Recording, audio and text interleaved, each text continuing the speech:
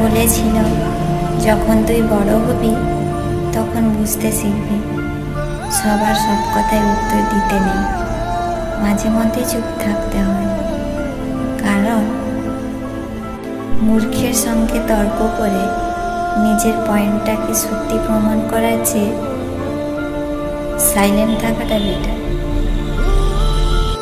সবাই বলে ভালোবাসা প্রকাশ করলে নাকি অবহেলা পেতে হয়, সবাই বলে ভালোবাসা প্রকাশ করলে নাকি অবহেলা পেতে হয়। তবে আমি বলবো, সঠিক মানুষের কাছে ভালোবাসা প্রকাশ করলে অবহেলা নয়, বরং ভালোবাসা দ্বিগুণ পাবে।